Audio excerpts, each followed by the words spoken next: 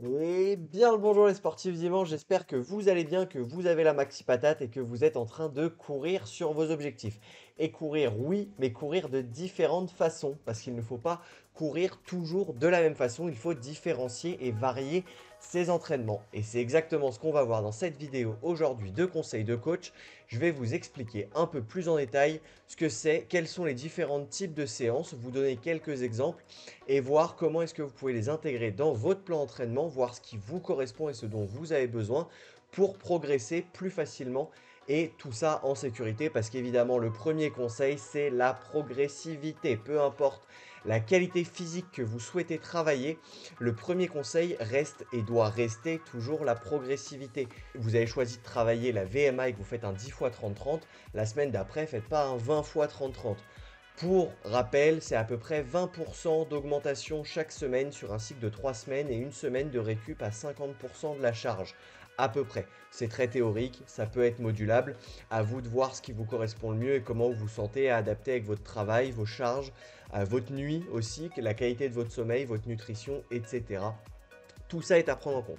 Mais rentrons tout de suite dans le vrai vif du sujet, ce qu'est l'entraînement, comment le calibrer et surtout ce que sont les séances force, VMA, seuil et endurance. On va s'arrêter sur ces 4 séances-là parce que pour moi, c'est les 4 séances de base qu'il faut pouvoir mettre un peu de temps en temps et surtout les travailler en fonction de ce dont vous avez besoin. Si vous trouvez que vous n'allez pas assez vite, que votre cœur monte trop vite, il faut muscler votre cœur et donc plutôt la VMA. Si vous trouvez que c'est les jambes et que c'est musculaire et que vous avez les jambes coupées trop rapidement, c'est plutôt musculaire et donc dans ce cas-là, faire des séances de puissance ou de force. Si jamais vous trouvez que vous tenez pas assez longtemps et qu'au bout de 45 minutes vous êtes chiffon carpette, peu importe l'allure, dans ce cas-là c'est l'endurance. Et si jamais c'est un peu de tout ça et que vous sentez qu'au bout d'une heure, au-delà d'une heure, vous arrivez plus 3 mètres de vitesse, vos muscles sont un peu carpette, etc. Là, c'est là que le seuil entre en jeu et que vous allez pouvoir travailler dessus.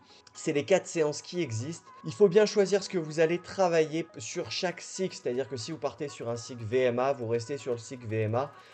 Si vous partez sur un cycle puissance, vous restez sur un cycle puissance au maximum pour avoir un maximum de bienfaits. Si vous essayez de monter la VMA, l'endurance et la puissance en même temps, ça va être compliqué, votre corps aura du mal à s'adapter partout, vous allez générer trop de stress au niveau de votre corps et potentiellement du coup la blessure. On va rentrer tout de suite dans le détail de chacune. La première, la plus classique, la VMA. À quoi est-ce que ça correspond concrètement? Je vais prendre un exemple qui parle à tout le monde, la voiture. Concrètement, la VMA, c'est le nombre de cylindres que vous mettez dans votre voiture, c'est-à-dire à quelle vitesse vous êtes capable de pomper l'essence et de le renvoyer et de gérer cette explosion, cette énergie pour le répartir et faire avancer la voiture très vite. Voilà, des exercices type de VMA, c'est des 30-30, c'est des 200 mètres. En gros, c'est des exercices assez courts où vous venez chercher de l'intensité, vous venez chercher à aller vite et vous laissez des séances de récup. Alors après, en fonction de ce que vous cherchez à travailler, soit vous laissez 30 secondes, 45 secondes, 1 minute de récup, soit vous cherchez à travailler à très haute intensité, vous laissez plus de récup, soit vous travaillez une intensité plus modérée et vous laissez moins de récup, soit vous allongez la distance et vous laissez plus de récup, grosso modo. Mais pour la VMA, en tout cas, c'est vraiment des allures très courtes et très rapides qu'il faut mettre en place. Moi, je vous conseille de les mettre en place le mardi, par exemple, dans une semaine dite type. Alors, il faut avoir un emploi du temps assez il faut avoir un emploi du temps assez fixe pour pouvoir le faire, parce que c'est vrai que si vous travaillez, par exemple, les infirmiers ne peuvent pas le faire ou les médecins ne peuvent pas le faire parce que ça varie de jour en jour et donc de temps en temps ce ne sera pas le mardi, ce sera le mercredi.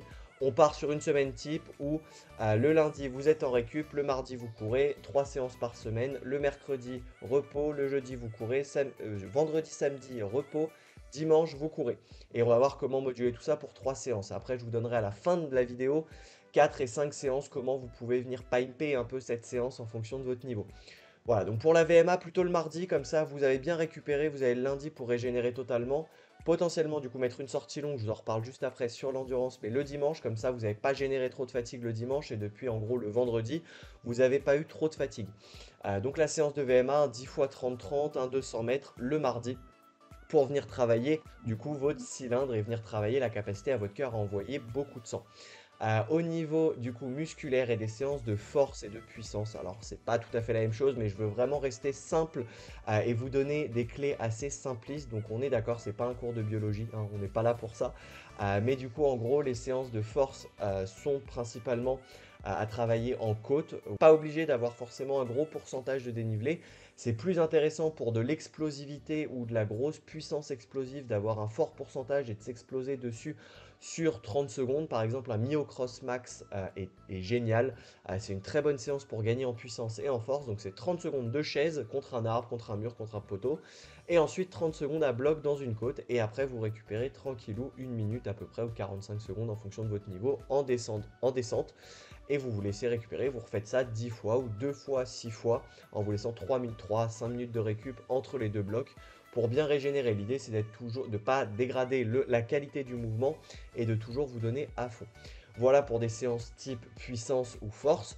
Pour des séances d'endurance, alors là, alors pour les séances force, en gros, l'idée, ce qu'on cherche à travailler, ça va vraiment être la capacité, les tuyaux qui amènent l'essence au niveau des pistons. Donc, c'est pour pouvoir vraiment avoir le volume qui arrive au piston. Parce que si vous avez beaucoup de pistons qui bossent très très bien et très vite, mais qui n'ont que 2 litres d'essence à traiter, ça sert à rien d'avoir 60 pistons. Si par contre vous leur ramenez 60 litres, là les 60 pistons peuvent être intéressants. Donc il faut que les deux soient à peu près fonctionnent ensemble en fait. Donc voilà, pour la puissance et la force. Au niveau de l'endurance, là, c'est la taille du réservoir que vous allez agrandir. Si vous voulez emmener 60 litres, que vos pistons peuvent traiter 60 litres, mais que vous pouvez stocker que 30 litres, d'un point de vue endurance, bah, ça ne sert pas à grand chose. Donc là, vous avez les sorties d'endurance. Au niveau des sorties force, c'est plutôt le mardi aussi, comme les sorties VMA. Au niveau des sorties endurance, c'est plutôt le dimanche. C'est quand vous avez le temps, faire des sorties très longues où vous restez très facile.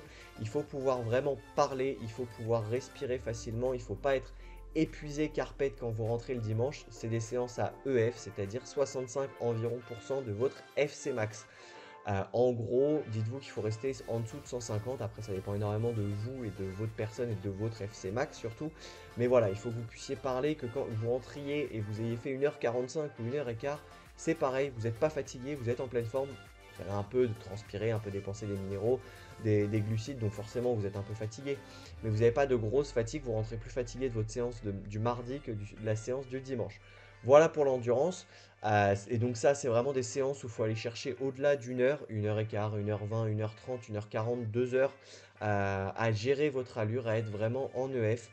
Si vous courez par exemple, moi je cours un 10 km en 37-38 minutes, et bah du coup l'EF, je la fais quand même le dimanche quand je cours en EF, je suis quand même en 5,30, 5,40, 6 minutes, ça peut m'arriver. C'est vraiment très tranquille et on ne cherche pas à appuyer. Voilà pour l'endurance. Et maintenant, la séance sûrement la plus intéressante, la séance de seuil, qui est un parfait mélange de tout ça, qui va venir reprendre en gros toutes ces caractéristiques. Et moi, ce que j'aime bien faire, en tout cas quand je prépare mes athlètes, c'est si on vient travailler la VMA le mardi et qu'on a un gros pic d'accélération et du très court, très intense, le jeudi, on vient faire un rappel de vitesse sur les antécédents de fatigue du mardi qui ne sont pas tout à fait partis. Et on vient refaire des variations d'allure. Donc par exemple une séance d'une heure et quart avec 5, 10, 20 minutes à allure 10 km, à allure semi. Et en gros, votre seuil se situe généralement à 80-85% de votre FC max, c'est-à-dire entre l'allure semi et l'allure 10 km. Donc c'est des allures où vous êtes assez fatigué, mais vous pouvez quand même les tenir assez longtemps, donc il faut vous investir. Mais c'est pas non plus impossible. Vous ne faites pas un 10 bornes full à bloc. C'est vraiment, vous gérez ça tout du long. Donc voilà, et donc le jeudi, et le seuil peut s'appliquer à la côte. Si vous bossez de la force ou de la puissance en côte le mardi, vous pouvez venir mettre du seuil en côte, c'est-à-dire faire une sortie vallonnée. Et en gros, l'objectif, par exemple, peut-être de gérer toutes les côtes et de relancer instantanément un peu plus vite en haut des côtes, et de réussir à remettre un peu de vitesse tout de suite dès la fin de la côte, tout en gérant la côte. Voilà pour le type de séance et pour le type de semaine si vous êtes à 3 séances semaine. Si vous êtes à 4 séances semaine, moi j'aime bien faire un gros bloc le mardi, mercredi, jeudi avec au milieu 45 minutes, 1 heure en EF là aussi en endurance juste pour venir retravailler les muscles sur la fatigue et venir conserver cette fatigue pour la séance de seuil du jeudi. Et maintenant si vous voulez monter à 5 séances semaine, ce qui fait déjà un très gros volume et qu'il faut que vous soyez sûr de le gérer, essayez de vous laisser le samedi du travail d'allure ou du travail spécifique notamment en côte, donc faire des up and down en côte pour essayer d'avoir un maximum de dénivelé. En gros, l'idée va être de pré-fatiguer pas mal les fibres musculaires avant l'EF, et là, il faut vraiment faire de l'EF. Et si c'est pas la force que vous bossez, mais que c'est la VMA et que vous cherchez plutôt à gagner en vitesse ou à tenir une allure, travaillez les allures, donc allure semi, allure 10K, allure marathon, et vous venez travailler ces allures le samedi avec des petites variations d'allure un petit peu entre le seuil et l'endurance en gros. Vous venez faire ces variations, un peu de seuil, un peu d'endurance. Vous venez mixer les deux pour avoir deux très belles sorties le samedi dimanche avec trois séances de travaux qualitatifs en semaine. Et vous retrouvez avec 5 séances et avec ça normalement vous pouvez déjà aller bien loin sur vos objectifs et vous pouvez en tout cas bien baisser vos chronos et vos barrières horaires. Voilà, à vous de savoir ce que vous devez travailler, si c'est les muscles, si c'est votre nombre de pistons, si c'est la taille des tuyaux de transmission ou si c'est le volume du moteur ou si c'est un peu tout ça ensemble, auquel cas vous choisissez lequel travailler. Vous pouvez travailler deux qualités en parallèle, notamment l'endurance qui est toujours bonne à travailler avec de la VMA ou avec de la puissance ou cumuler la puissance avec le travail de seuil, mais évitez en tout cas surtout de travailler à fond sur la puissance et la VMA. Si vous avez un bon gros niveau de séances de fractionnés dans la semaine, max, c'est déjà très bien. Si vous débutez une séance de fractionné, et le fractionné c'est pas forcément du 30-30, ça peut être des petites variations d'allure sur 20 secondes, vous faites un footing et vous mettez 10 fois 20 secondes un peu plus fort dedans. Ça peut ressembler à ça aussi, mais pas plus d'une fois par semaine pour pas trop stresser votre organisme et pas courir à la blessure.